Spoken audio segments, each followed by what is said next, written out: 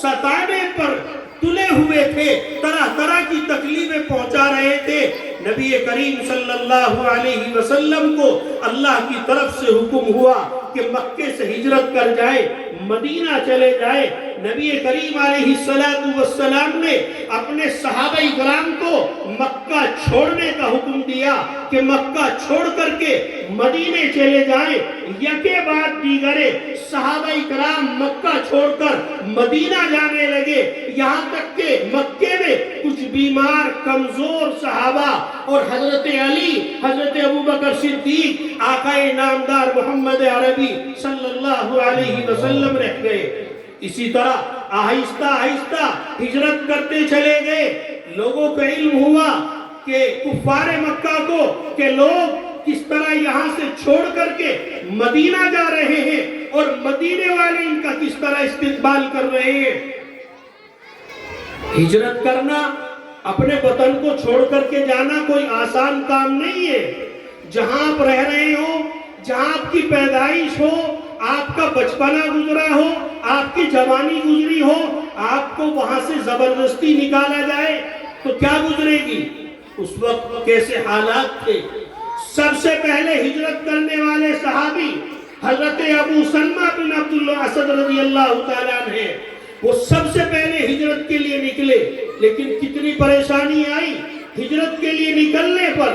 ان کی بیوی ام سلمہ جو بعد میں امہات المومنین میں شمار ہوا، ان کا نکاح نبی کریم صلی اللہ علیہ وسلم سے ہوا۔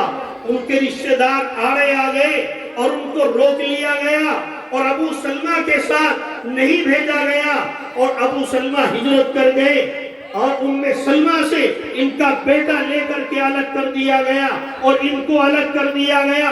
1 سال اپنے خادم اور اپنے لخت جگر کی جدائی میں روتی تھی، دن رات رو رو کر کے گزارے۔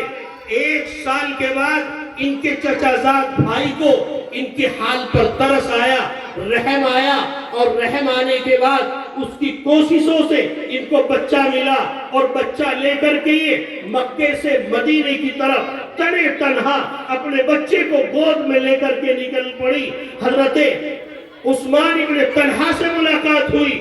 حضرت عثمان ابن طلحہ نے ان سے پوچھا کہ اکیلی تنے تنہا یہ عورت پروانہ وار کدھر چل رہی ہے؟ یہ قربانی ہے مذہب اسلام کی خاطر۔ عورتوں نے، خواتین نے بے شمار قربانیاں دی ہیں، یہ بھی اور ایک عورت تھی، یہ بھی جان نثار تھی نبی کریم صلی اللہ علیہ وسلم کی، اور اس دین پر قربان ہونے کے لیے تیار تھی کہ تنے تنہا اپنے بچے کو لے کر کے نکل پڑی۔ عثمان ابن طلحہ نے ان سے پوچھا کہ کہاں جا رہی ہو، کون ہو؟ بتلایا میں ام سلمہ ہوں، میرا نام سلمہ ہے اور یہ میرا بیٹا ہے۔ کہ تمہارے ساتھ کون ہے؟ کہ لا واللہ، میرے ساتھ اللہ کی قسم کوئی نہیں ہے، بنی ہذا، صرف یہ میرا بیٹا ہے اور میرے ساتھ میرا اللہ ہے، اس کے علاوہ میرے ساتھ کوئی نہیں ہے۔ اس جملے نے عثمان ابن طلحہ کی دل پر رقت طاری کر دی اور پسینے سے شرابور ہو گئے، اور اپنے اونٹ کو ان کے سامنے کھڑا کر دیا، اونٹ کو بٹھایا اور بٹھا کر کے ان کو سوار کیا، اور خود اونٹ کی نکیل پکڑ کر کے ان کو مدینہ منورہ چھوڑ کر کے واپس آئے۔ یہ ہجرت تھی، یہ قربانی تھی مذہب اسلام کی خاطر۔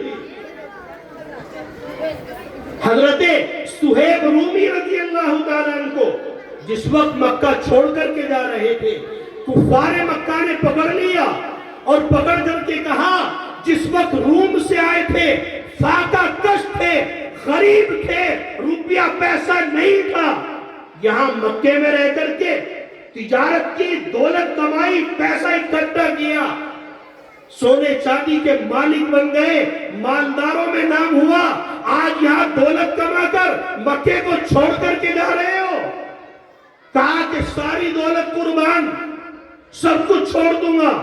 تنے تنہا نکل گئے، ساری دولت وہی چھوڑ دی۔ نبی کریم صلی اللہ علیہ وسلم کو حضرت صہیب رومی کے اس واقعے کا پتہ چلا۔ نبی کریم علیہ السلام نے دعائیں دی اور فرمایا، صہیب رومی نے اس تجارت میں بھی نفع کمایا ہے، سب کچھ دے کر کے بھی نفع کمایا ہے وہ گھاٹے میں نہیں ہے۔ یہ مذہب اسلام کی خاطر قربانیاں ہیں صحابہ اکرام کی۔ نبی کریم صلی اللہ علیہ وسلم کے ماننے والے صحابہ اکرام اس طرح مکے سے ہجرت کر کے مدینہ جا رہے ہیں۔ اب کفار مکہ پریشان ہوئے اور پریشان ہونے کے بعد یہ سوچا کہ کس طرح مقابلہ کیا جائے، کیسے محمد کا کام تمام کیا جائے۔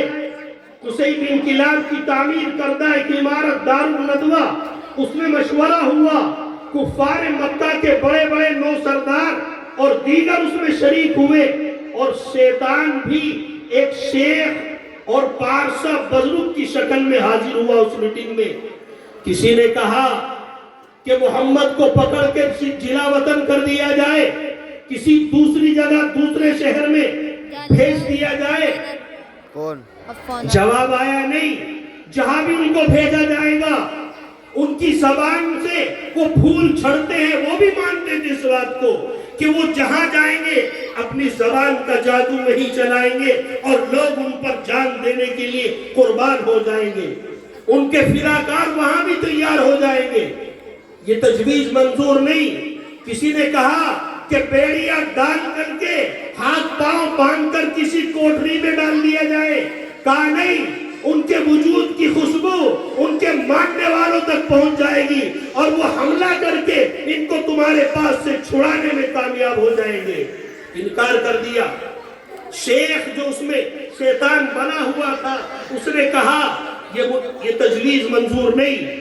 ابو جہل آخر میں کھڑا ہوا اور اس نے کہا کہ سب سے اچھی تجویز اور رائے یہ ہے کہ محمد کا قتل کر دیا جائے، العیاذ باللہ، اور اس کا طریقہ کار یہ ہے ہر قبیلے سے ایک نوجوان لیا جائے اور 100 نوجوانوں کو اکٹھا کیا جائے اور 100 نوجوان مل کر کے محمد کا العیاذ باللہ قتل کر دے تو 100 نوجوانوں سے اور تمام قبیلوں سے بنو ہاشم قبیلے میں لڑنے کی طاقت نہیں ہے، اس لیے وہ لڑ نہیں سکتے، دیت دے دی جائے گی، جرم قبول کر لیں گے اور ایک جان کی دیت دے دیں گے اور پیچھا چھڑا لیں گے اور کام تمام ہو جائے گا۔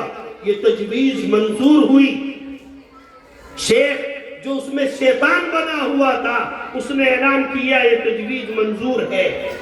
اعلان ہو گیا، 100 نوجوانوں کو اکٹھا کیا گیا، ایک رات کا انتخاب کیا گیا، اس رات میں محمد کے گھر میں گھس کر العیاذ باللہ ان کو قتل کر دیا جائے گا۔ اسی روز اللہ تبارک و تعالی نے اپنے لاڈلے حبیب سرکار دو عالم صلی اللہ علیہ وسلم کو ہجرت کا حکم دے دیا کہ آج رات آپ کو ہجرت کرنی ہے۔ آپ صلی اللہ علیہ وسلم نے اس ہجرت کی خبر سیدنا ابو بکر صدیق کو دی۔ ابو بکر صدیق خوشی کے مارے پوچھنے لگے، یا رسول اللہ، کیا یہ میں جو آپ کا غلام ہوں، آپ کا ساتھی ہوں، کیا میں آپ کے ساتھ ہجرت کر سکتا ہوں؟ مجھے اجازت ہے؟ اللہ کے نبی نے فرمایا، ہاں تمہیں اجازت ہے، تمہیں میرے ساتھ ہجرت کرنی ہے۔ کہا، یا رسول اللہ، میں نے 2 اونٹنیاں پال رکھی ہے، ببول کے پتے کھلا کر کے ان کو تر و تازہ کر رکھا ہے، ایک اونٹنی آپ کے لیے ہے۔ اللہ کے نبی نے فرمایا، میں اس طرح اونٹنی نہیں لوں گا بلکہ قیمت ادا کر کے جب لوں گا۔ اللہ کے نبی نے اس طرح ایک اونٹنی حاصل کی، تیاری ہو گئی سفر کی۔ آپ نے حجرہ شریفہ میں حضرت علی کو بلایا اور بلا کر کے کہا، حضرت علی سے کہا کہ یہ امانت ہے، یہ فلاں کی امانت ہے، یہ فلاں کی امانت ہے، یہ فلاں شخص کی امانت ہے۔ کفار مکہ آپ کو جو ہے اپنا دشمن بھی مانتے تھے، لیکن آپ اتنے پکے سچے امانت دار تھے، اتنے امین تھے کہ وہ سب لوگ اپنی امانتیں آپ علیہ السلام کے پاس رکھا کرتے تھے۔ امانت کا ایک بہت بڑا مسئلہ ہے، جو کسی کے پاس امانت آ جائے اس میں خیانت کرنا ایک بڑا جرم ہے۔ لیکن میرا یہ موضوع نہیں، میں یہ بتلا رہا ہوں کہ نبی کریم علیہ السلام کے پاس کفار مکہ کی امانتیں رکھی ہوئی ہیں، حضرت علی کو ساری امانتیں سونپ دی اور سونپنے کے بعد کہا، آپ نے فرمایا مجھے ہجرت کا حکم ہو چکا ہے، میں آج رات ہجرت کرنے والا ہوں اور یہ ساری امانتیں سونپ کر کے مکہ چھوڑ کر مدینے چلے آنا۔ نبی کریم صلی اللہ علیہ وسلم نے جب یہ فرمایا اور آپ رات کے وقت میں گھر سے باہر نکلنا چاہتے ہیں، حضرت علی عرض کرتے ہیں یا رسول اللہ آپ کس طرح نکلیں گے؟ دشمنوں نے محاصرہ کر رکھا ہے۔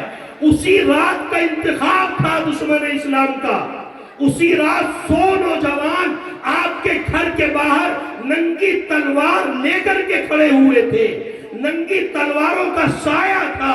نبی کریم علیہ السلام سے کہہ رہے ہیں حضرت علی یا رسول اللہ میری جان آپ پر قربان، کفار مکہ کے 100 نوجوان باہر تلوار لے کر کے کھڑے ہوئے ہیں، آپ کس طرح باہر نکلیں گے؟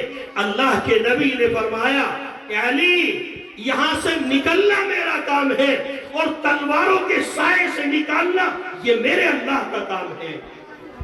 حضرت علی کو جب یہ جملہ آپ نے فرمایا، حضرت علی خاموش ہو گئے اور نبی کریم علیہ السلام سورہ یاسین شریف کی شروع کی آیتیں پڑھتے ہوئے باہر نکلے اور زمین سے مٹی ایک مٹھی بھر کر کے اٹھائی اور دشمنان اسلام کی طرف اس طرح پھینک دی۔ ایک تیز آندھی آئی اور سب لوگ آنکھیں مسلتے رہ گئے، آنکھوں کو رگڑتے رہ گئے۔ تیز ہوا آئی، سب کی آنکھوں میں دھول چلی گئی اور نبی کریم علیہ السلام کو اللہ تبارک و تعالیٰ نے اپنی طاقت اور قوت کے ذریعے دشمنان اسلام کی ننگی تلواروں کے سائے کے نیچے سے باہر نکال دیا اور ان کو خبر نہیں ہوئی۔ صبح کے قریب یہ گھر میں داخل ہوئے، نبی کریم علیہ السلام کے بستر پر سوئے ہوئے شخص کی چادر اٹھائی، چادر اٹھا کر کے دیکھا کہ آپ کے بستر پر علی موجود ہیں۔ رہا نہ گیا، حیرت اور افسوس میں کہنے لگے کیا ہم پوری رات حضرت علی کا پہرا دے رہے ہیں؟ افسوس کے ساتھ ہاتھ ملنے لگے، اپنی انگلیوں کو چبانے لگے، فوراً گھر سے باہر نکلے اور نکلنے کے بعد صبح کے قریب کہا کہ ہمیں یقین ہے کہ محمد ابو بکر کے گھر گیا ہوگا۔ ادھر نبی کریم علیہ السلام نکلنے کے بعد سیدنا ابو بکر صدیق کے یہاں تشریف لے گئے۔ حضرت اسماء نے فوراً کھانا باندھا، کھانا تیار کیا۔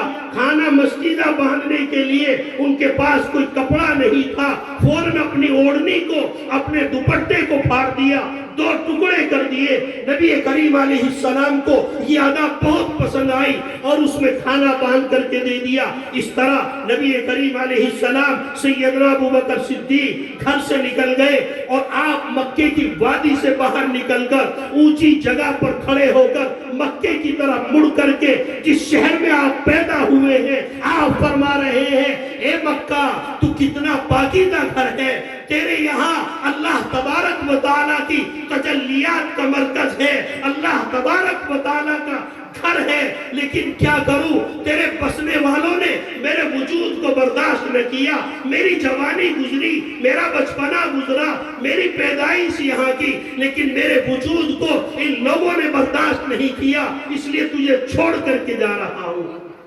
وطن سے محبت فطری بات ہے، اس لیے افسوس کے ساتھ یہ کہہ کر کہ آپ آگے بڑھے۔ اب یہ کفار مکہ آپ کو تلاش کرتے ہوئے سیدنا ابو بکر صدیق کے گھر پہنچے اور پہنچنے کے بعد سیدنا ابو بکر صدیق کے گھر میں داخل ہوئے۔ حضرت اسماء سے معلوم کیا تمہارا باپ کہاں ہے، محمد کہاں ہے؟ انہوں نے لا علمی کا اظہار کیا۔ ابو جہل نے زوردار تماشا حضرت اسماء کے مارا، ان کی کان کی بالی زمین پر آ کر کے گر گئی۔ یہ ستایا گیا، یہ تکلیفیں ہیں مذہب اسلام کی خاطر، جس مذہب اسلام سے آج ہم روگردانی اختیار کر رہے ہیں، جس کو آج ہم نے بالائے طاق رکھ رکھا ہے، نبی کریم علیہ السلام کی سیرت سے ہم کوسوں دور ہیں۔ اسی پر بس نہیں، آپ سیدھے غار سور کے اندر تشریف لے گئے۔